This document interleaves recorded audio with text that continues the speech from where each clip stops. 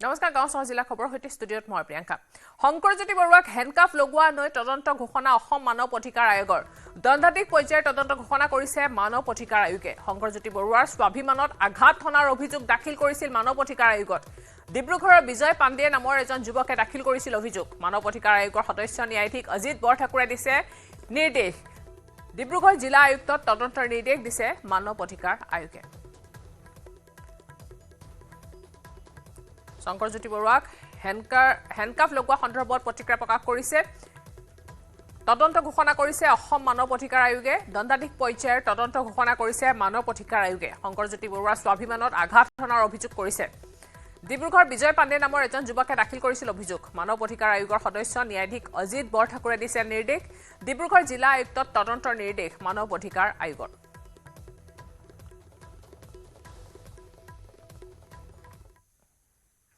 মাজুলীত পাঠদান বৰ্জন কৰি প্ৰতিবাদত নামিল শতাধিক ছাত্ৰ-ছাত্ৰী মাজুলীৰ খাৰজান পাৰ জনজাতি উচ্চ ইংৰাজী বিদ্যালয়ত সংঘটিত হৈছে এই ঘটনা যোৱা বুধবাৰে বিদ্যালয়খনৰ শিক্ষক দিব্যজ্যোতি নাথে সপ্তম শ্ৰেণীৰ ছাত্ৰ আয়ুষ দাসক কৰা বেয়া ব্যৱহাৰৰ বাবে প্ৰহাৰ কৰিছিল আৰু এই ঘটনাৰ পিছতে ছাত্ৰজনৰ অভিভাৱকে গড়মূৰ থানাত এজাহাৰ দিয়াত পুনৰ যোৱা নিশা শিক্ষকজনক আৰক্ষীয়ে আটক কৰে ইয়াৰ পিছতে শনিবাৰে বিদ্যালয়খনৰ ছাত্ৰ-ছাত্ৰীসকলে শিক্ষকজনক মুকলি কৰি দিয়াৰ দাবীত বিদ্যালয় চৌহদতে সাব্যস্ত কৰে উত্তাল প্ৰতিবাদ পৰৱৰ্তী সময়ত বিদ্যালয়খনত জিলা প্ৰশাসনৰ বিষয়ে উপস্থিত হৈ শিক্ষকজনক মুকলি কৰি দিয়াৰ আশ্বাস দিয়ে মাত্ৰ এছাত বা দুছাত দিছিল আৰু শিক্ষকৰ দিয়ে সেইখন অধিকাৰ নাই নেকি মানে ছাত্ৰ-ছাত্ৰীক মৰাৰ বিনা দুখত ছাৰক থানাত নি কালি সোমোৱাই থৈছে দিনত ছাত্ৰ-ছাত্ৰী থকাৰ বাবে দিনত সোমোৱাব নোৱাৰিলে ৰাতি 10:30 মানত আহি পুলিচে ছাৰক লৈ গৈছেহি ছাৰ এইফালে গা বেয়া কালি মানে স্কুলতে লাইন দি থৈছে তাৰ ভিতৰতো মানে ছাৰক থানাত নি সোমোৱাই থৈছে ছাৰ নিৰ্দোষী এবাৰ ছাৰৰ কথা শুনিব লাগিছিল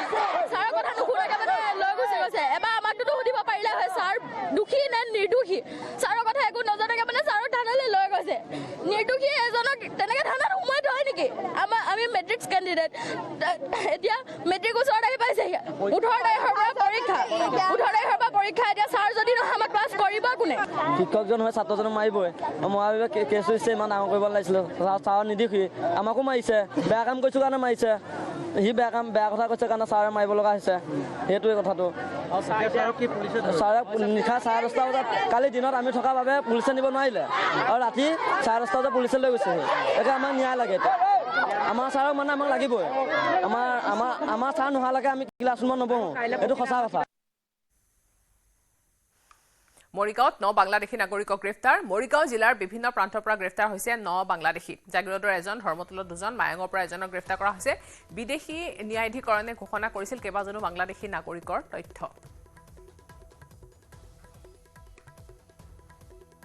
মৰিগাঁৱত 9 বাংলাদেশী নাগৰিকক গ্ৰেপ্তাৰ কৰা হৈছে বিভিন্ন ঠাইৰ পৰা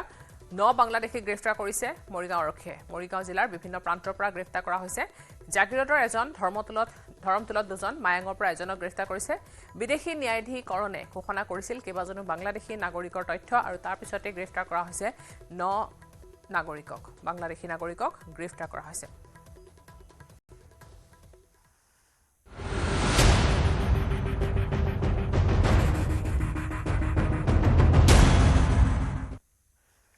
শ্ৰীভূমি জিলা কাৰাগাৰত সংঘটিত হৈছে এক নিকৃষ্ট ঘটনা জিলা কাৰাগাৰৰ চৌহদত 2 জোৱানে ধৰ্ষণ কৰিলে এগৰাকী বিশেষভাৱে সক্ষম মহিলাক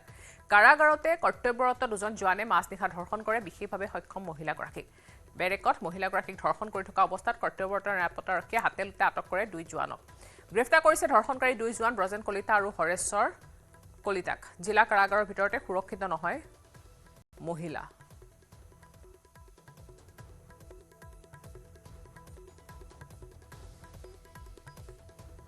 কাৰাগাৰৰ ভিতৰতে সংঘটিত হৈছে এই জঘন্য ঘটনা কাৰাগাৰৰ ভিতৰতে এগৰাকী বিশেষভাৱে সক্ষম মহিলাক ধৰ্ষণ কৰিছে 2 জোৱানে হাতেলতে গ্ৰেপ্তাৰ কৰিছে এগৰাকী কৰ্মচাৰীয়ে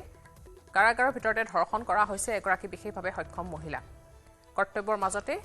এই নিকৃষ্ট কাণ্ড সংঘটিত কৰে 2 জোৱানে শ্ৰীভূমি জিলা কাৰাগাৰত সংঘটিত হৈছে এই ঘটনাটো জিলা কাৰাগাৰৰ চৌহদতে 2 জোৱানে ধৰ্ষণ কৰিলে এগৰাকী বিশেষভাৱে সক্ষম মহিলাক কাৰাগাৰতে কৰ্তব্যৰত অৱস্থাতে দুজন জোৱানে মাজনিশা ধৰ্ষণ কৰে এই বিশেষভাৱে সক্ষম মহিলাগৰাকীক বেৰেকত মহিলাগৰাকীক ধৰ্ষণ কৰি থকা অৱস্থাতে কৰ্তব্যত থকা নিৰাপত্তাৰক্ষীয়ে হাতেলতে আটক কৰে 2 জোৱানক গ্ৰেপ্তাৰ হৈছে ধৰ্ষণকাৰী 2 জোৱান ব্ৰজেন কলিতা আৰু হৰেশ্বৰ কলিতা জিলা কাৰাগাৰৰ ভিতৰতে সুৰক্ষিত নহয় মহিলা তাকে এই কাণ্ডটোৱে প্ৰমাণ কৰি দেখুৱালে নিশা মাজ নিশা সংঘটিত কৰিলে দুই জোৱানে এই নিকৃষ্ট কাণ্ড So from district jail, so we received an information from our security personnel that an sexual assault on a lady had been committed by two jail staff warder. So immediately the information was received at our police reserve. Then our police reserve, who does all the detailment of duty, FBI, armed branch inspector as well as armed branch sub inspector, they reached the spot. And on reaching the spot, they found that the jail superintendent was already there, and they found that one lady was there, and two jail staff who committed the sexual assault, sexual exploitation on the lady, they were kept captive by our security personnel. And then the local PS was immediately informed, and local PS led by a team of Sub Inspector Vishal Setri immediately rushed to the spot, apprehended the two accused person, and brought the victim to the for necessary medical examination. And the case will be registered now because the incident was reported 1:30 a.m. So case will be reported now, and we have started the necessary legal process. Thank you. Accused, there are two accused, Horeshwar Kolita and Gojendra Kolita. They are warder. They are jail staff. শ্রীভূমির জিলা কাৰাগাৰৰ দুই সিপাহীয়ে এক লজ্জাজনক ঘটনা সংঘটিত কৰিলে যেন gel কাৰাগাৰ চৌহদত থকা কোৱাৰ্টাৰত আনি এগৰাকী মানসিকভাৱে ভাৰসাম্যহীন মহিলাক গণধৰ্ষণ চলাই দুগৰাকী জেলৰ জোৱানে আৰু এইখন ঘটনা সংঘটিত হৈছে এইখন কোৱাৰ্টাৰত আৰু এই কোৱাৰ্টাৰত অতি লজ্জাজনক ঘটনা সংঘটিত হৈছে এগৰাকী মানসিক বিকাৰগ্ৰস্ত মহিলা যিগৰাকী মহিলা আচলতে এইখিনি ঠাই যদি দেখা যায় ইয়াতে জিলা কাৰাগাৰ বা ইয়াতে জিলা আয়ুক্ত কাৰ্যালয় লগতে যেন মুখ্য ন্যায়াধীশৰ কাৰ্যালয় বা আৰু যদি কোৱা যায় যেন ইয়াতে আৰক্ষী অধীক্ষকৰ কাৰ্যালয় এইখিনি আচলতে অফিচ পাৰা বুলি কোৱা যায় আৰু এই অফিচ পাৰাতে বহু কিন্তু যেন আছে যে মানসিক বিকাৰগ্ৰস্ত লোকে কেতিয়াবা ইয়াতে বাহৰ পাতি থাকে বিভিন্ন ঠাইত বিভিন্ন ছেদত আশ্ৰয় লৈ থাকে আৰু এইগৰাকী মহিলাও কিন্তু বহু দিন ধৰি এইখিনি ঠাইত য'তে ত'তে আশ্ৰয় লৈ আছিলে আৰু যোৱা নিশা সুযোগ বুজি এই দুইগৰাকী যে আৰক্ষী জোৱান তেওঁলোকে এইখন ঘৰত আনি দুৱাৰ বন্ধ কৰি মহিলাগৰাকীৰ সৈতে দুষ্কৰ্ম কৰাৰ চেষ্টা কৰিছিলে বুলি অভিযোগ উঠিছে আচলতে ঘটনা যেহেতু এতিয়াও তদন্তৰ আওতাত আছে কি হৈছে কি নাই আৰক্ষী সকলো চালিজাৰি চাই আছে অভিযোগ উত্থাপিত হৈছে যেন এই দুগৰাকী যি আৰক্ষী জোৱান অভিযুক্ত দুগৰাকীয়ে মহিলাগৰাকীৰ ওপৰত গণধৰ্ষণ চলাইছে ধৰ্ষণ কৰিছিলে আৰু যেহেতু ইয়াতে এটা হাই সিকিউৰিটি জোন বুলি ক'ব লাগিব যেহেতু আৰক্ষী অধীক্ষক আদালত বা জিলা আয়ুক্তৰ কাৰ্যালয় গতিকে ইয়াতে আৰক্ষী যথেষ্ট প্ৰহৰত থাকে কিছুমান আৰক্ষীয়ে দেখিছিলে দেখি আহি তেওঁলোকক হাতে লুটে ধৰে এই দুইগৰাকী জোৱানক আচলাতে ধৰে লগতে এইখন ঘৰত ভিতৰতেই কিন্তু মহিলাগৰাকীও আছিলে গতিকে তেওঁলোকক বৰ্তমানে আৰক্ষীয়ে মেৰাটান জৰাই অব্যাহত ৰাখিছে আৰু মহিলাগৰাকী যেহেতু কোনেও নাই চিকিৎসা কৰোৱাৰ পাছত বৰ্তমানে যে কৰিমগঞ্জ সদৰ থানাতে তেওঁক ৰাখিছে আৰু পৰৱৰ্তী সময়ত হয়তো যদি কোনো আত্মীয়স্বজন ওলাই আৰক্ষীয়ে চেষ্টা চলাই আছে যাতে মহিলাগৰাকীক গতাই দিব পাৰে চিপাজাৰ গৰুখুটি প্ৰকল্পত পুনৰ উচ্ছেদ অভিযান প্ৰকল্পৰ 6 নং কেম্পৰ অধীনত অবৈধভাৱে বসবাস কৰা লোকক উচ্ছেদিত লোকসকলক দৰঙৰ দল গাঁৱলৈ স্থানান্তৰ প্ৰায় 200টা পৰিয়ালক স্থানান্তৰৰ নিৰ্দেশ প্ৰশাসনৰ ইতিমধ্যে ঘৰ দুৱাৰ ভাঙি দল গাঁৱলৈ ৰাওনা হৈছে উচ্ছেদিত লোকসকল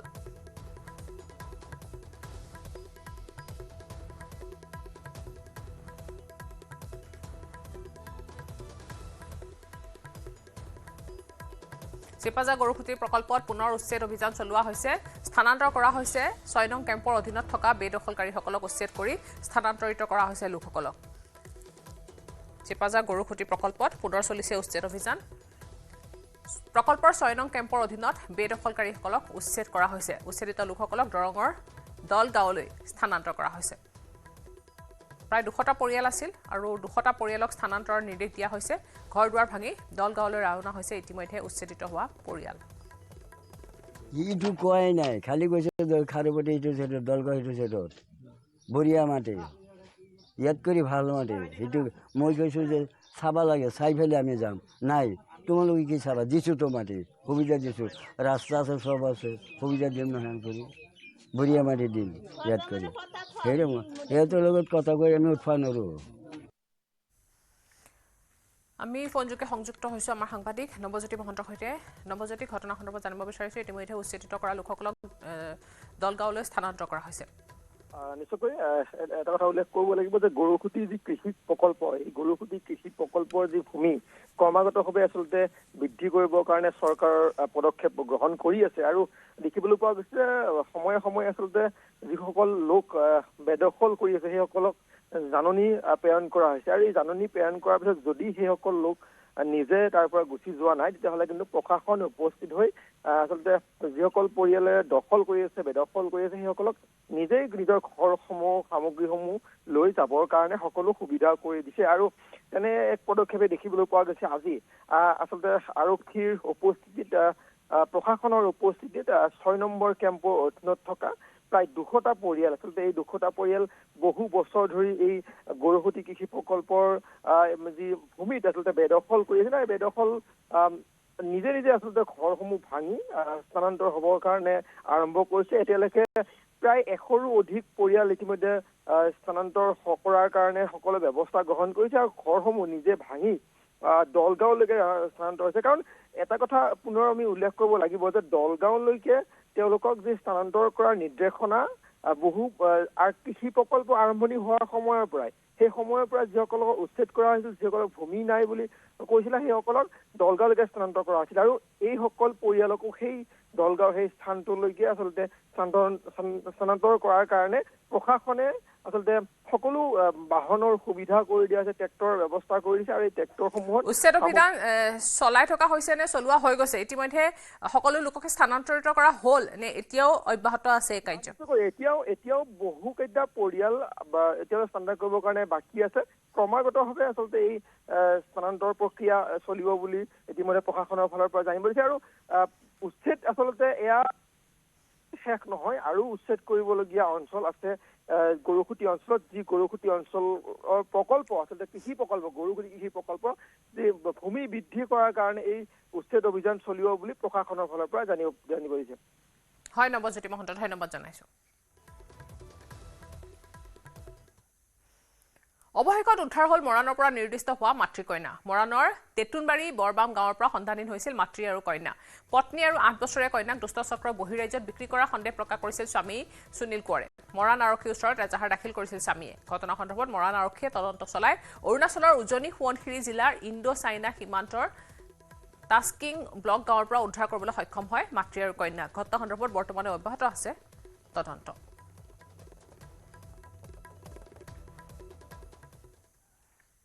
প্ৰেমিকাক আত্মহত্যা পথ বাছি ল'বলৈ বাধ্য কৰোৱা অভিযুক্ত প্ৰেমিক গ্ৰেপ্তাৰ ৰঙিয়াত এগৰাকী যুৱতীক মানসিক নিৰ্যাতন চলাই আত্মহত্যাৰ পথ বাছি ল'বলৈ বাধ্য কৰাইছিল জিতু আলী নামৰ যুৱকজনে পৰিয়ালৰ লোকে দিয়া এজাহাৰৰ ভিত্তিত ৰঙিয়া আৰক্ষীয়ে গ্ৰেপ্তাৰ কৰিছে জিতু আলীক বৰপেটাৰ চেঙাত আত্মগোপন কৰি থকা অৱস্থাত আৰক্ষীয়ে গ্ৰেপ্তাৰ কৰে জিতু আলীক ৰঙিয়াৰ কছাৰী শোলমাৰীৰ এগৰাকী 18 বছৰীয়া কিশোৰীৰ সৈতে প্ৰেমৰ সম্পৰ্ক আছিল জিতু আলীৰ প্ৰেমিক জিতু আলীয়ে চলোৱা মানসিক নিৰ্যাতনৰ বাবে আত্মহত্যাৰ পথ বাছি লৈছিল কিশোৰীগৰাকীয়ে অভিযোগ অনুসৰি প্ৰেমিক জিতু আলীয়ে কিশোৰীগৰাকীৰ অশ্লীল ভিডিঅ' ফটো ভাইৰেল কৰাৰ ভাবুকি দি মানসিকভাৱে হাৰাশাস্তি কৰি আহিছিল উপায়ন্তৰ হৈ কিশোৰীগৰাকীয়ে আত্মহননৰ পথ বাছি লৈছিল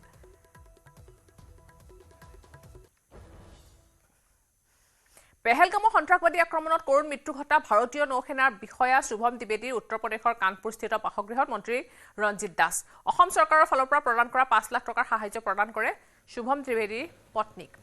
মন্ত্ৰী ৰঞ্জিত দাসৰ সৈতে উপস্থিত থাকে অসম চৰকাৰৰ মুখ্য সচিব দিবাকৰ নাথ মিশ্ৰ নিহত নৌসেনা বিষয়াজনৰ পৰিয়াললৈ অসম চৰকাৰৰ হৈ সমবেদনা জ্ঞাপন কৰে মন্ত্ৰী ৰঞ্জিত দাস আৰু মুখ্য সচিব দিবাকৰ নাথ মিশ্ৰই নৌসেনাৰ বিষয়া শুভম দ্বিবেদীৰ ঘৰত উপস্থিত হৈছে মন্ত্ৰী ৰঞ্জিত দাস পেহেলগামৰ সন্ত্ৰাসবাদী আক্ৰমণত মৃত্যু হৈছিল দ্বিবেদী পৰিয়ালক 5 লাখ টকাৰ সাহায্য প্ৰদান কৰা হয় অসম চৰকাৰৰ ফালৰ পৰা অসম চৰকাৰৰ হৈ মন্ত্ৰী ৰঞ্জিত দাসে প্ৰদান কৰে 5 লাখ টকা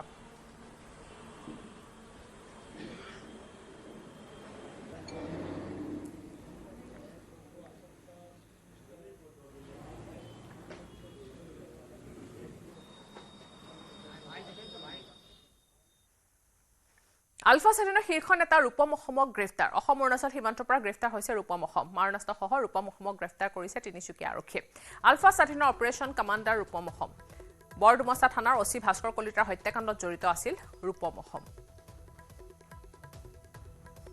অসম অৰুণাচল সীমান্তৰ পৰা গ্ৰেফতাৰ হৈছে ৰূপম অসম মাৰণাস্ত্ৰসহ ৰূপম অসমক গ্ৰেফতাৰ কৰিছে আলফা স্বাধীনৰ অপাৰেশ্যন কমাণ্ডাৰ ৰূপম অসমক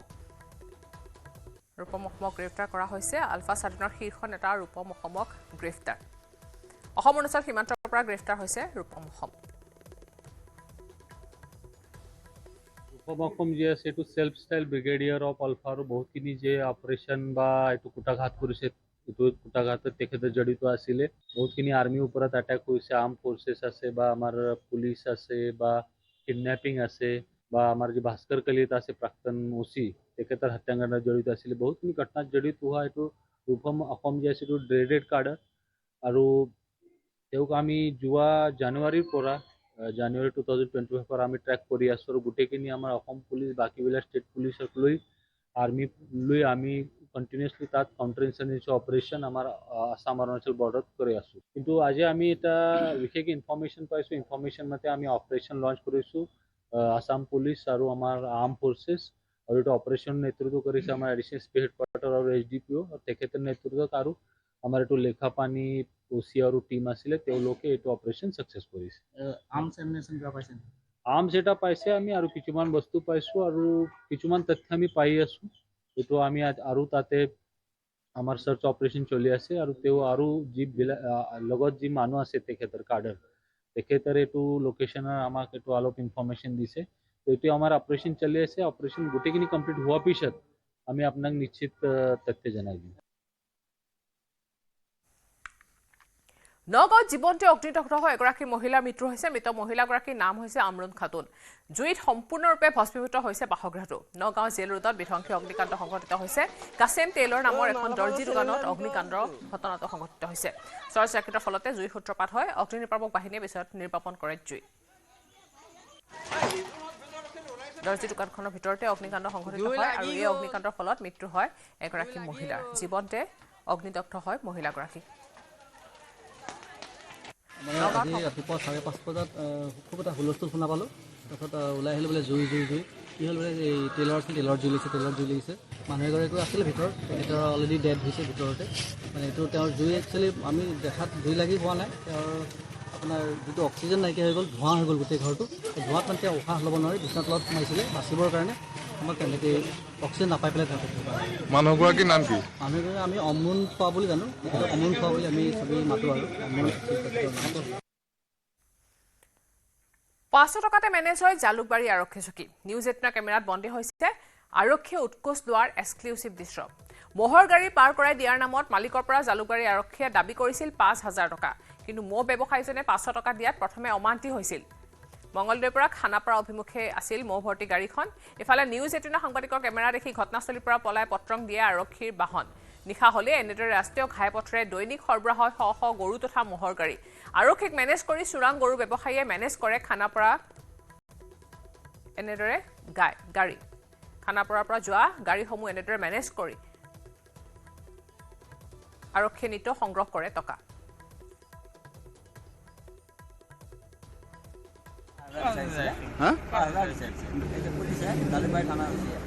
আহোঁতে ৰাস্তাত আমাক লৈ গ'লা মোক নুমি নিছোঁ পইচাৰ বহিছিল মানে গাড়ীত মহ আনিছিলোঁ মহ অনাৰ কাৰণে তাৰমানে পইচা লাগে কেইবাগৰাকী ভাৰতীয় মহিলা পাইলটৰ দ্বাৰা চলিছিল অপাৰেশ্যন সিন্দুৰ সেই মহিলাসকলৰ নেতৃত্বে পাকিস্তানত হৈছিল গুৰুতৰ ক্ষতিসাধন পাকিস্তানী পক্ষৰ পৰা 200ৰো অধিক লোকৰ মৃত্যু হৈছে অপাৰেশ্যন সিন্দুৰত য'ত আছিল 42 জন সামৰিক জোৱান 7 মেত পাকিস্তানৰ পাক অধিকৃত কাশ্মীৰৰ 9টা সন্ত্ৰাসবাদী ঘাটিত সংঘটিত আক্ৰমণত 170তকৈ অধিক সন্ত্ৰাসবাদী নিহত হোৱাৰ বিপৰীতে সৰ্বাধিক ক্ষতিসাধন হৈছে জয়সি মহম্মদৰ বাহৱালপুৰৰ মুখ্য কাৰ্যালয়ত মোষ্ট ৱান্টেড সন্ত্ৰাসবাদী মৌলানা মাছুদ আজাহাৰৰ পৰিয়ালো প্ৰায় উৎখাত হৈছিল 9-10 মেত ভাৰতে ব্ৰহ্মছ ক্ষেপণাস্ত্ৰ ব্যৱহাৰ কৰি সৰগোধা ৰহিম মিয়াৰ খান আৰু নুৰ খান বিমান ঘাটিকে ধৰি পাকিস্তানৰ একাধিক বিমান ঘাটিত গুৰুতৰ ক্ষতিসাধন কৰিছিল ভাৰতে পৰিকল্পনা কৰা সকলো লক্ষ্যত নিখুঁততাৰে আঘাত হানিছে যি পৰিকল্পনা সাৰ্থক কৰাৰ ক্ষেত্ৰত গুৰুত্বপূৰ্ণ ভূমিকা গ্ৰহণ কৰিছিল মহিলা পাইলটে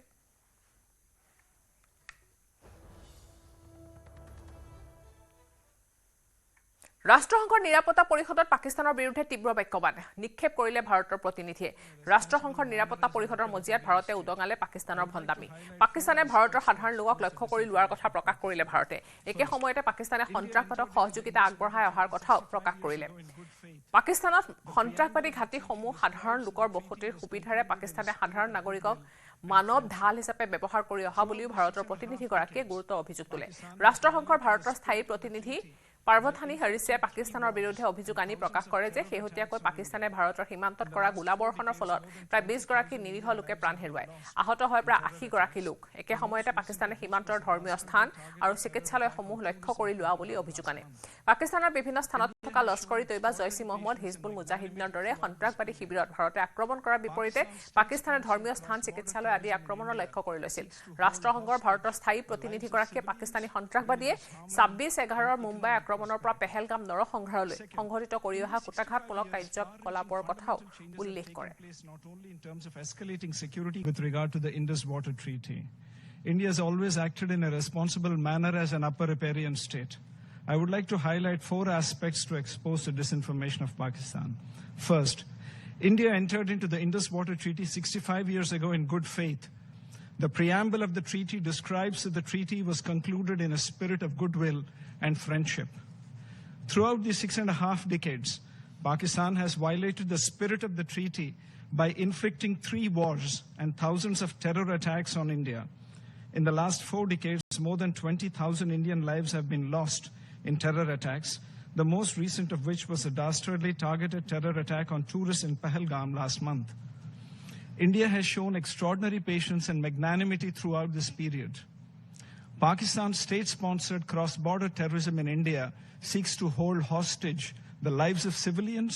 religious harmony, and economic prosperity. Second, in these 65 years, far-reaching fundamental changes have taken place not only in terms of escalating security concerns through cross-border terror attacks, but also growing requirements for producing clean energy, climate change, and demographic change. Technology for dam infrastructure has transformed to ensure safety and efficiency of operations and water use. Some of the old dams are facing serious safety concerns. However, Pakistan has continued to block consistently any changes to this infrastructure and any modifications of the provisions which is permissible under the treaty. In fact, in 2012, terrorists even attacked the Tulbul navigation project in Jammu and Kashmir.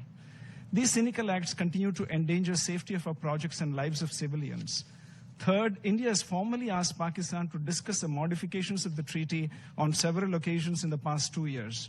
However, Pakistan continues to reject these, and Pakistan's obstructionist approach continues to prevent the exercise of full utilization of the legitimate rights by India.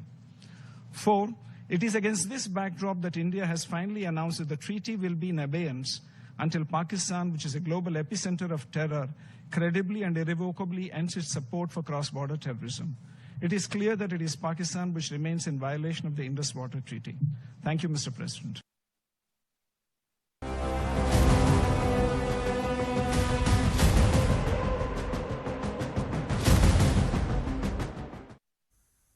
বিদেশত ভাৰতৰ সংসদৰ সৰ্বদলীয় প্ৰতিনিধি কেইবাটাও গোটে ইতিমধ্যে অভিযান কৰাৰ বিপৰীতে নতুন দিল্লীৰ পৰা ৰাওনা হৈছে শশী থাৰুৰ আৰু বৈজয়ন্ত পাণ্ডাৰ দলটো শশী থাৰুৰ নেতৃত্বত দিয়া গোটটোত অসমৰ বিজেপি সাংসদ ভুৱনেশ্বৰ কলিতাও আছে লগতে গোটটোত আছে বিজেপি ৰামবিলাস দলৰ এলজেপি ৰামবিলাস দলৰ সাংসদ শ্ৰীমতী সম্ভাৱী জেএমএমৰ সাংসদ সৰফৰাজ আহমেদ টিডিপি সাংসদ হৰিশ বালাজুকি বিজেপি সাংসদ শশাংকমণি ত্ৰিপাঠী তেজস্বী সূৰ্য শিৱসেনাৰ সাংসদ মিলিন্দ মুৰলী দেউৰা আৰু মনোনীত সাংসদ ৰঞ্জিত সিং সান্ধু গোটটোৱে আমেৰিকাৰ লগতে পানামা গায়না ব্ৰাজিল আৰু কলম্বিয়া ভ্ৰমণ কৰিব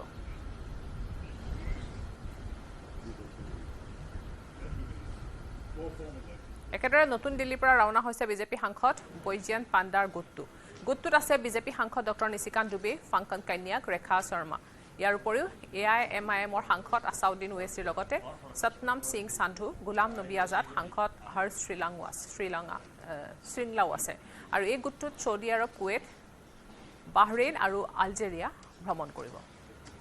ভ্ৰমণৰ পূৰ্বে এআইএমআইএমৰ সাংসদ আছাউদ্দিন ওৱেছে কৰিছে এই ভাষ্য हम ग्रुप 1 में है जिसके इसको हेड कर रहे हैं जय पांडा साहब तो आप जानते हैं कि हम लोग 4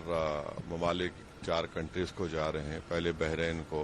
उसके बाद कुवैत, फिर किंगडम ऑफ सऊदी अरेबिया और आखिर में अल्जीरिया को। तो जाहिर है जो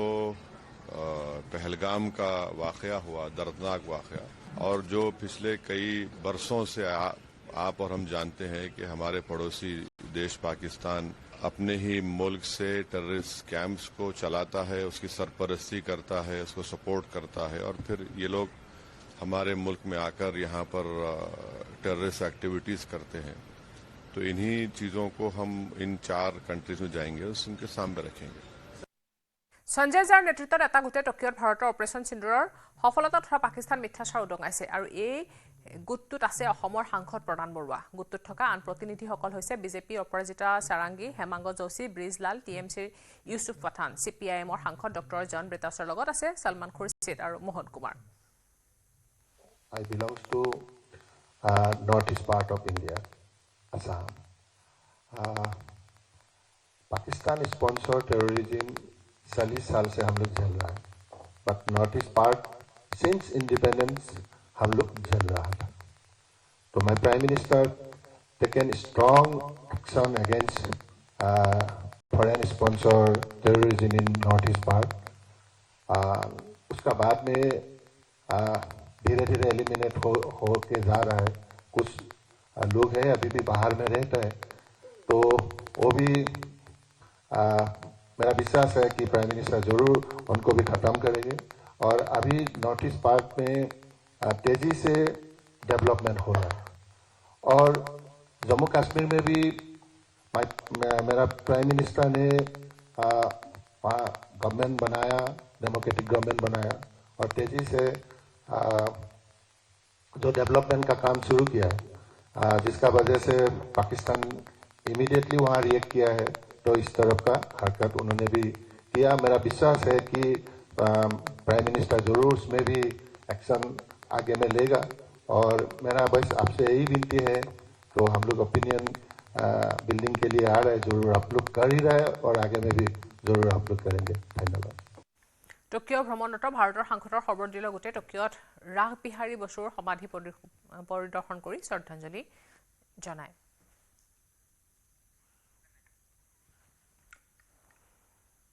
ত্ৰিপুৰা ধৰ্মনগৰ কেইবাখনো গাঁও বানৰ কবলত পৰিছে। ধাৰাসাৰ বৰষুণ আৰু এটা পানী যোৱা নলা বন্ধ হৈ পৰাৰ ফলত বাহলী পানীয়ে তাণ্ডৱৰ সৃষ্টি কৰিছে। কৈলাসৰৰ সমৰুপাৰাৰ সমৰুমুখ গাঁৱত বান পৰিস্থিতিৰ ভয়ংকৰ ৰূপ। বানৰ কবলত পৰা গাঁওখনৰ লোকসকলে ঘৰ দুৱাৰ এৰি নিৰাপদ স্থানলৈ ঢাপলি মেলিছে। ঘৰ দুৱাৰ সকলো জলমগ্ন হৈ পৰাত অবৰ্ণনীয় পৰিস্থিতিৰ সৃষ্টি হৈছে।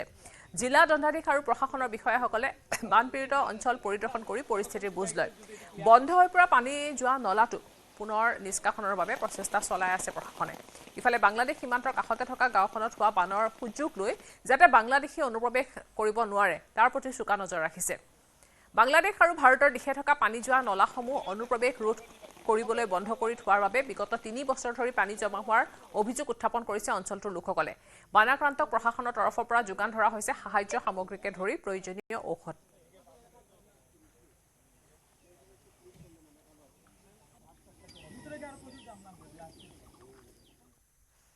কা চলচ্চিত্ৰ মহোৎসৱত উজলি উঠিল অসমৰ ডিজাইনাৰ সঞ্জুক্তা দত্ত। বিশ্বৰ সৰ্ববৃহৎ তথা সন্মানীয় চলচ্চিত্ৰ মহোৎসৱৰ কা মহোৎসৱত ভাৰতীয় ফেশ্বন জগতক উজ্বলাই তুলিলে ডিজাইনাৰ সঞ্জুক্তা দত্তই। 3গৰাকী সুন্দৰী প্ৰসিদ্ধ মডেল সঞ্জুক্তা দত্তই ডিজাইন কৰা পোছাক পিন্ধি খোজ দিলে কা চলচ্চিত্ৰ মহোৎসৱৰ ৰেড কাৰ্পেটত। দেশ বিদেশৰ তাৰকা মহাতাৰকাৰ অংশগ্ৰহণেৰে ৰঙীন হৈ পৰা কা চলচ্চিত্ৰ মহোৎসৱত সঞ্জুক্তা দত্তৰ প্ৰস্তুত কৰা ডিজাইনে সমাদৰ লাভ কৰিবলৈ সক্ষম হৈছে। শুকুৰবাৰে 3গৰাকী আন্তঃৰাষ্ট্ৰীয় খ্যাতিসম্পন্ন মডেলে সঞ্জুক্তা দত্তৰ ডিজাইন কৰা পোছাক পৰিধান কৰিছিল এই কা চলচ্চিত্ৰ মহোৎসৱত। বিশ্বৰ প্ৰসিদ্ধ মডেল তথা মিছেছ ৱৰ্ল্ড কংগনা এলফিৰ মুকুট বিজয়ী ভেলেৰিয়া হেজেটেনেছেও পৰিধান কৰে সঞ্জুক্তা দত্তই ডিজাইন কৰা বিশেষ পোছাক। একেদৰে প্ৰাচীন অসমীয়া লোককথাৰ আধাৰত ডিজাইন কৰা পোছাক পৰিধান কৰে মিছেছ ইটালী তথা গ্লোব ছুপাৰ মডেল মিৰিকা হাৱাৰ্ড আৰু মডেল জেছলিন ছনিয়ে।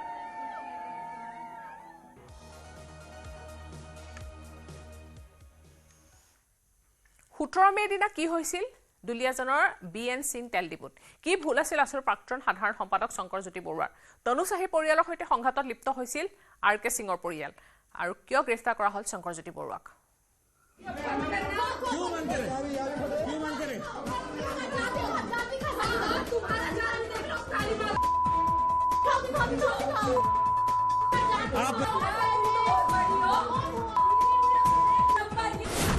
দুলিয়াজানৰ BN সিং তেল ডিপো কাণ্ডত কি ভুল আছিল শংকৰজ্যোতি বৰুৱাৰ 6 দিন পাছতো ভেদ হোৱা নাই ৰহস্য 17 মেৰ দিনা প্ৰকৃততে কি হৈছিল দুলিয়াজানৰ BN সিং তেল ডিপোত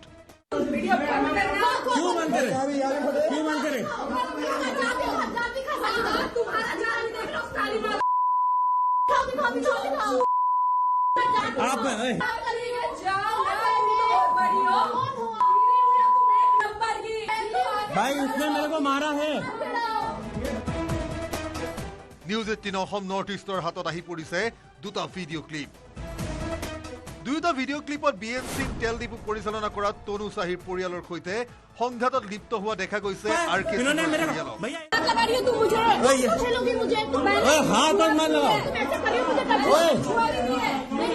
ठीक है चलो बैठो यहाँ पे कैमरा दिखाओ ना ये लोग हल्ला कर रहे हैं ये रहा ये लोग इलीगली ऑक्युपाई करके रखे हैं क्यों मन करे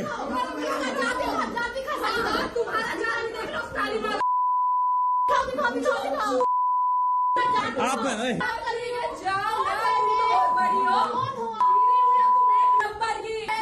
भाई उसने मेरे को मारा है আনকি RK সিঙৰ বুৱাৰীয়ে গাত হাত তুলিবলৈও কেৰেপ কৰা নাই তনু সাহিক BN সিং তেল ডিপোৰ ভিতৰতে দুৰ্বাদল কাজিয়া লাগিছে সাহ আৰু সিং পৰিয়ালৰ কাজিয়াৰ মাজতে RK সিঙৰ বুৱাৰীৰ মুখত শুনা গৈছে অশ্লীল গালিগালাজ তনু সাহিৰ পৰিয়ালৰ এজন যুৱকে মোবাইলত বন্দী কৰিছে RK সিঙৰ পৰিয়ালৰ গুণ্ডাগিৰিৰ দৃশ্য আনকি RK সিঙৰ পৰিয়ালৰ কোনো লোকে তেল ডিপোৰ ভিতৰতে গুৰুলকৈ প্ৰহাৰ কৰাৰ অভিযোগ আনিছে মোবাইলত ভিডিঅ' তোলা যুৱকজনে भाई इसने मेरे को मारा है कैसे झूठ बोला नहीं हमारे पास आधार है कैसे झूठ बोल रहा है यहाँ गिरा के मेरे को मारा है देखो शीशा टूटा हुआ है ये शीशा टूटा हुआ है इन्होंने मेरे को भैया इन्होंने मारा है कि नहीं मेरे को आप बताओ सच्ची बताओ मारा है कि नहीं मारा है সাহ আৰু সিং পৰিয়ালৰ কুৰুক্ষেত্ৰৰ মাজত সোমোৱা নাছিল আসুৰ প্ৰাক্তন সাধাৰণ সম্পাদক শংকৰজ্যোতি বৰুৱা তেন্তে দুলিয়াজানৰ BN সিং তেল ডিপো কাণ্ডত কেনেকৈ গ্ৰেপ্তাৰ হ'ল শংকৰজ্যোতি সাহ আৰু সিং পৰিয়ালৰ কাজিয়াত বলিৰ পথা হ'ল নেকি আসুৰ প্ৰাক্তন সাধাৰণ সম্পাদক গৰাকী शंकर ज्योति तो काफी बाद में आए थे उन पे पता नहीं क्यों ब्लेम डाला जा रहा है शंकर ज्योति पे ठीक है फिर आज मैंने एक वीडियो देखा है शंकर ज्योति को बार बार पॉइंट आउट किया जा रहा है ठीक है बट वो तो बाथरूम साइड है कोई भी अगर बाथरूम आएगा तो आएगा देखेगा फिर झगड़ा हो रहा है तो कोई भी खड़ा होकर देखेगा ना पहले तो समझने की कोशिश करेगा आखिर हो क्या रहा है फिर वो उधर में खड़े थे ठीक है और जो झगड़ा हो रहा था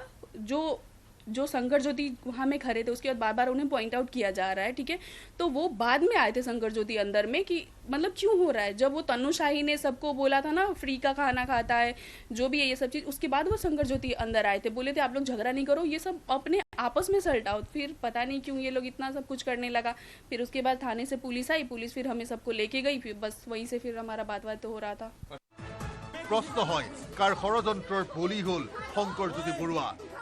এই বিষয়ে ডিব্ৰুগড় আৰক্ষীৰ শীৰ্ষ বিষয়াৰ নীৰৱতাই অধিক ৰহস্যৰ মাজলৈ ঠেলি দিছে সমগ্ৰ ঘটনা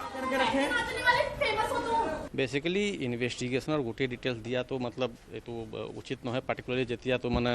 মেটাৰ সাবজুডিস হৈ গ'ল কেলে আৰেষ্ট হৈ পেলাই এতিয়া তো কোৰ্টত গ'ল তো মেটাৰ সাবজুডিস হোৱা বস্তুত এতিয়া আমি ষ্টেটমেণ্ট দিয়া উচিত নহয় কিন্তু সেইখিনিত পাব্লিক নলেজত আছেই FIR বিলাক যি আছে তো সেইমতে আপোনালোকে খবৰ ল'ব পাৰে না একেবাৰে পলিটিক্যাল কোনো নহয় ইয়াত বেসিক্যালি আমাৰ তৰফৰ পৰা তো আমি গোটেই ঘটনাটো এটা স্পেচিফিক ক্ৰাইম হিচাপে লৈছোঁ এটা ঘটনা হৈছে ক্ৰাইম হৈছে প্ৰথম আমি কমপ্লেইন বুজি পালোঁ তাত যিখিনি আমি চাইছে পালোঁ এভিডেন্স পালোঁ তাৰ মতে প্ৰথমে যি একশ্যন ল'ব লগীয়া আছিল সেইখিনি আমি ল'লোঁ তাৰপিছত তাৰ কাউণ্টাৰ কেছটোও আহিছে এইটো ভেৰিফিকেশ্যন চলি আছে আৰু তাত যি আমি সাক্ষ্য পাম যি প্ৰমাণ পাম তাৰ মতে আমি আগবাঢ়িম কোনো দল সংগঠন কোনো পলিটিক্যাল কোনো তেনেকুৱা কোনো হস্তক্ষেপ ইয়াৰ কেছত আমাৰ ওপৰত নাই নাহৰকটীয়াৰ পৰা Utpal Chaliha report News18 Assam north east 17 মে দিনা দুলিয়াজানৰ BN সিং তেল ডিপোত সংঘটিত ঘটনাৰ পুনৰ নতুন ভিডিঅ' এটা আহি পৰিছে News18 অসম নৰ্থ ইষ্টৰ হাতত ভিডিঅ'টো দেখা পোৱা গৈছে তেল ডিপোটো পৰিচালনা কৰা তনু সাহিৰ পৰিয়ালৰ সৈতে সংঘাতত লিপ্ত হোৱা RK সিঙৰ পৰিয়ালক দুইটা পৰিয়ালৰ মাজত সংঘটিত হৈছিল দুৰ্বাদল কাজিয়া গুৰুলকৈ মাৰপিট কৰা দেখা গৈছে ভিডিঅ'টোত দুটা ফৈদৰ সংঘাতৰ মাজত সোমোৱা নাছিল আসুৰ প্ৰাক্তন সাধাৰণ সম্পাদক শংকৰজ্যোতি বৰুৱা এটা প্ৰশ্ন উঠিছে কি পৰিস্থিতিত কিয় হ'বলগীয়া হ'ল Shankarjyoti Barua গ্ৰেফতাৰ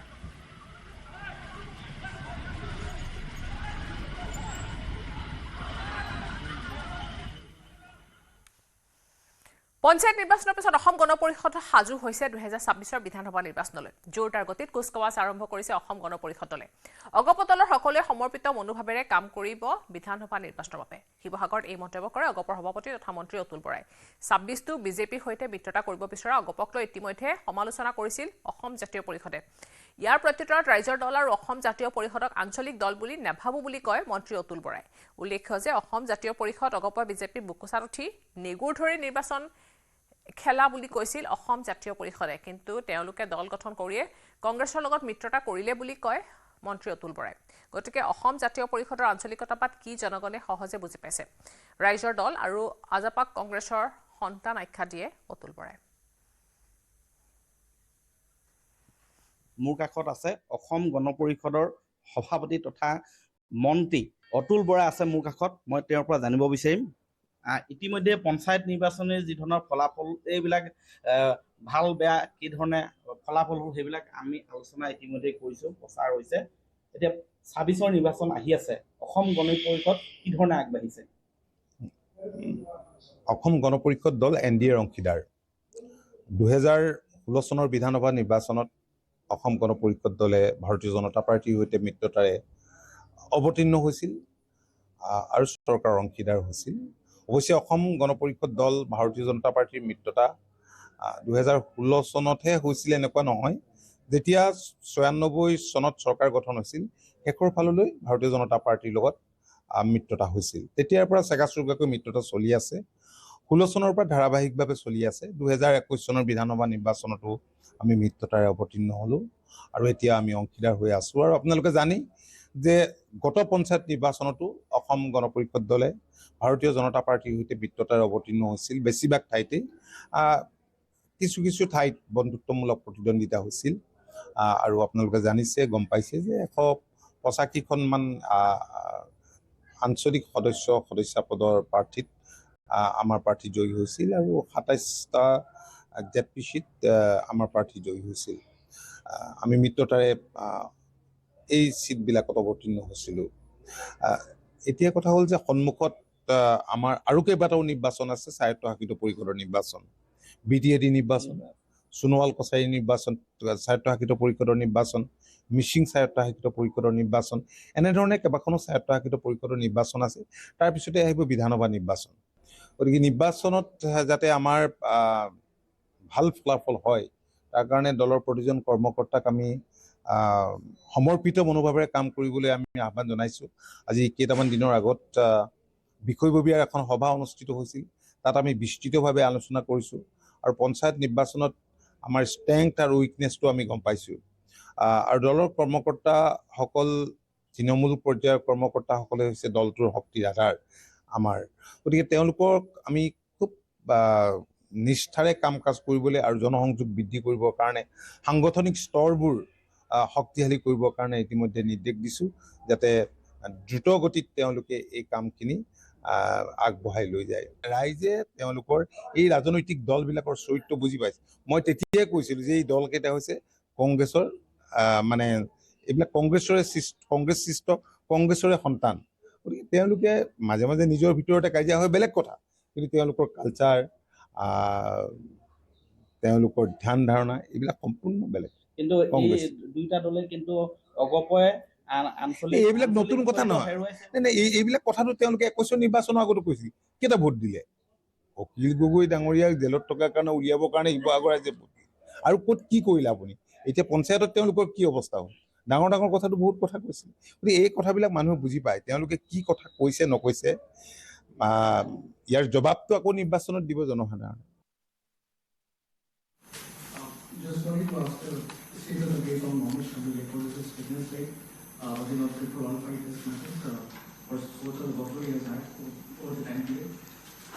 Yeah, I mean we've sort of been, or he's been trying to get fit for the series, of course, but I think he's had a little bit of a setback over the last week or so, and he's got some MRIs done. And like you mentioned, I don't think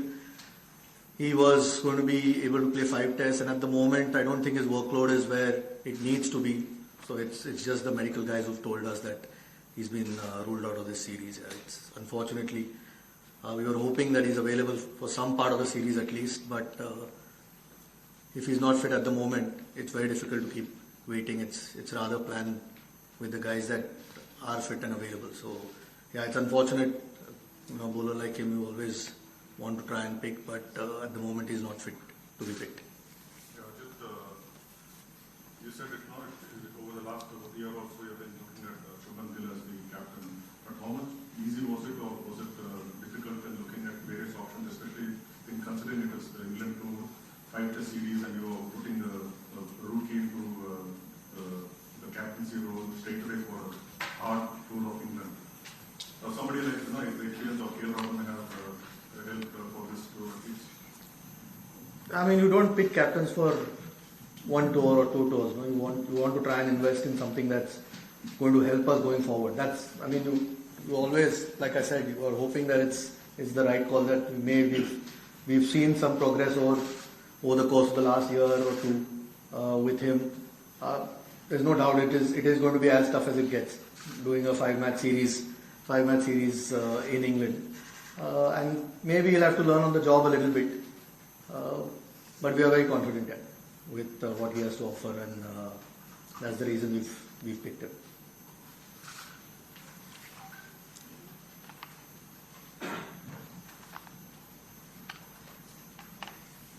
Ajibhai, was this the toughest selection committee for you ever since you took over as the chairman of selectors, considering the fact 2 of the legends have just retired?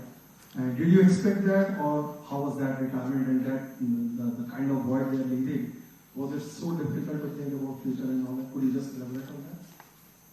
Yeah, I mean, it's when guys like that retire, it's always going to be big holes to fill. I mean, Ashwin retired a few months back as well, so those 3 guys are stalwarts of our cricket.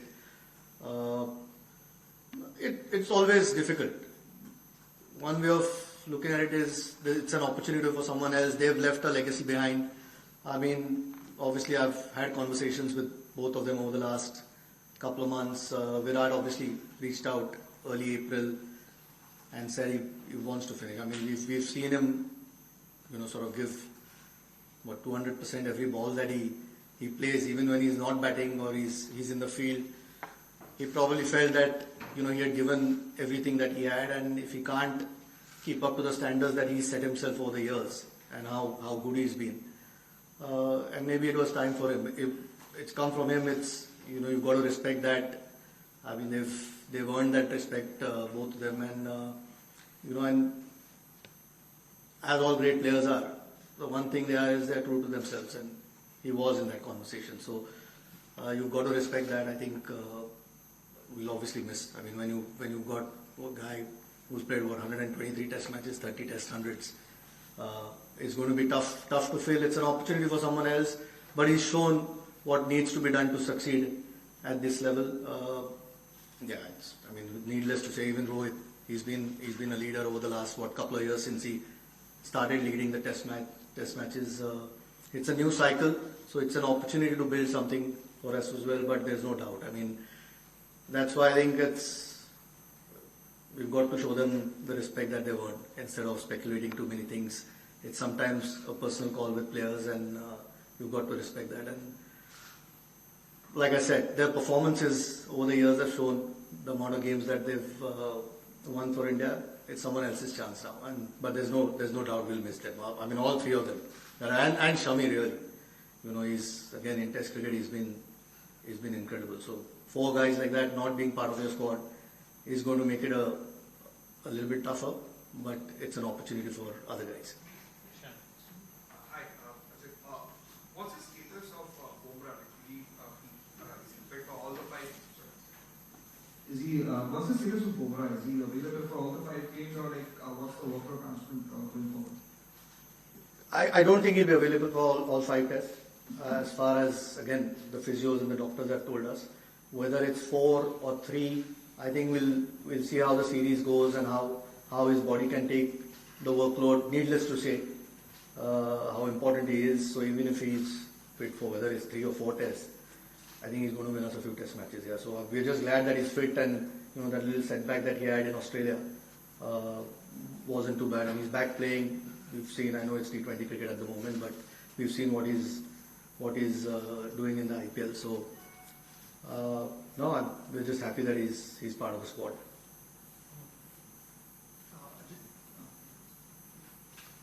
Thanks for elaborating on the ODI and global bit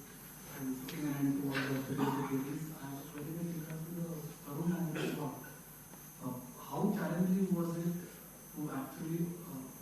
overlook someone like, or prefer Karun over someone like Sarfraz, who was around but didn't get an opportunity in Australia? What sort of a signal does it send to the larger pool of players in the country? Yeah, I mean, sometimes you just have to make those decisions. I mean, Sarfraz did play the 3 test matches in India. I know he got 100 in the first test, didn't get runs, missed out in Australia. Sometimes those are decisions which the team management takes. Whether it's fair on somebody or unfair on someone, those are the choices that you make in the best interest of the team. And at the moment we felt, Karun obviously he's put heaps of runs over the last couple of seasons. He's played a little bit of test cricket early in his career. Has played a bit of county cricket. We feel that he's batting well enough. Also with now Virat not there, clearly lacking a little bit of experience in that batting. Jaiswal's touring for the first time to UK. I know Gill's played 1 test match. So it's basically KL and Pant who've played a series before. So we felt his experience could help. Sometimes it is always going to be unfair on somebody else, but eventually you've got to make choices.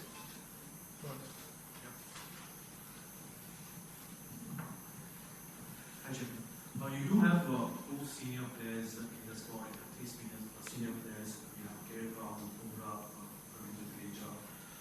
were there any conversations, especially with Rahul as well as Bumrah, considering they have captained in their test matches before? And what are those conversations?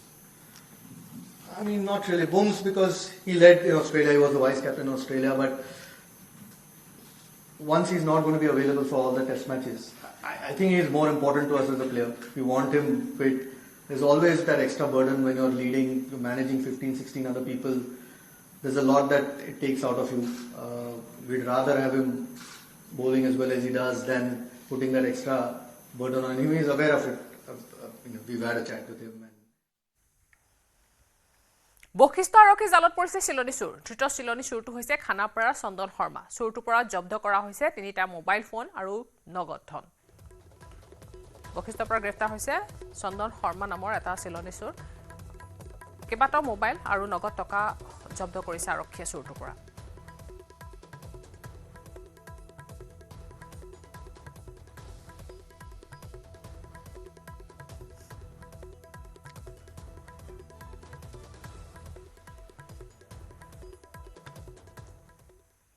মহানগৰী গণেশপুৰত আইপিএলৰ জুৱা উৎখাত। ঘটনাস্থলীৰ পৰা আটক হৈছে 3 IPL জুৱাৰী। ফটাখিল আৰক্ষীয়ে আটক কৰে 3 জুৱাৰীক, কৃপাংকৰ Sharma,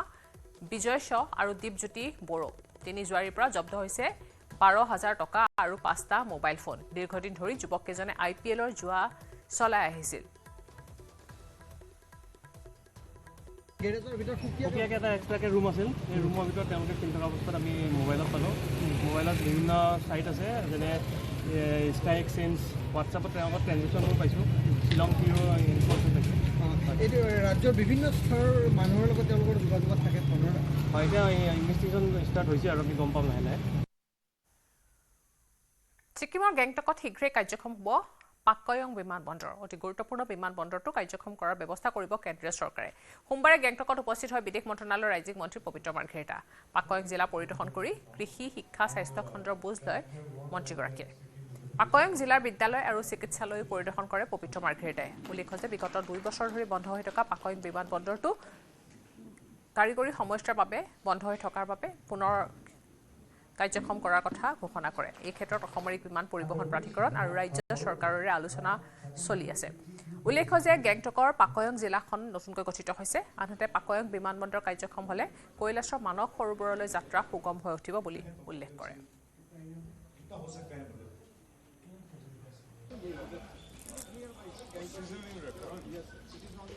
Some technical issues are there as the members of the department officially presented the present status of the Pakyang Greenfield Airport. First of all, I think being a Northeastern, I'm also from Assam, being a person from Northeast, I must thank Honorable Prime Minister that we, the Sikkimese,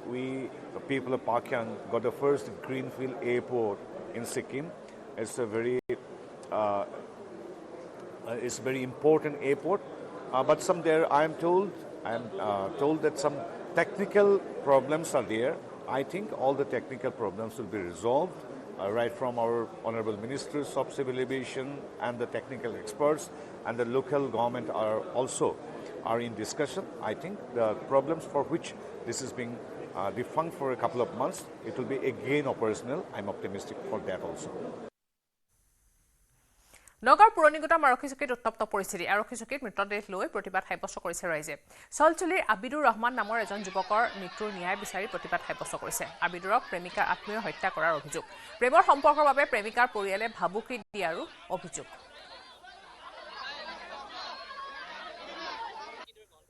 মই এই ঘটনাটো যিজনী ছোৱালী ককায়েক মই তেওঁলোকৰ ওপৰত পুৰা ডাউট কৰোঁ আৰু তেওঁলোকে কিছুদিন আগত তেওঁক দম দিছে ছোৱালীৰ নামটো কি ছোৱালীজনীৰ নামটো মই ঠিককৈ নাজানো আমাৰ লগত ইমান মানে সি আমি সন্ধিয়া টাইমত একেলগে গোট খাওঁ সি ডেজৰ পৰা আহে ফোন কৰে ক'ত আছ আমি একেলগে গোট খাওঁ দোকানৰ মুখত আমাৰ তাত ৰাতুলৰ দোকান বুলি আমি একেলগে বহোঁ আমি লাহে লাহে গম পাওঁ ভাল পাই বুলি গম পাওঁ কিন্তু সিহঁতৰ মাজত কি লাগিছে আমি গম নাপাওঁ ইমান ৰাতি বিচনাৰ পৰা ফোন কৰিছে 11টা বাজিছে ছোৱালীজনীয়ে ফোন কৰিছে বোলে ফোন কৰোঁতে মাকে কৈছে বাবা তুমি শুই থাকা দিনটো ইমান কষ্ট কৰি থাকা আৰু ৰাতি তুমি খোৱা ৰাতিপুৱা সোনকালে যাবা তেনেকে কৈছে শুবলৈ দিলে তাৰপিছত সি ফোন কৰিলে পৰা উঠি গুচি গ'ল আৰু সি ঘূৰিয়ে নাহি সন্ধিয়া মানে যিকেইজন ল'ৰা তাক দম দিছিল দীপক আৰু ৰন্তু ছোৱালীজনী ককায়েক সিহঁতৰ যে দম দিছিল সিহঁতেই মাৰিছে সন্ধিয়া সময় সিহঁতৰ ওপৰতে আৰু ইয়াৰ লগে লগে সময় হৈছে এতিয়া বাতৰিৰ পৰা বিদায় লোৱাৰ নমস্কাৰ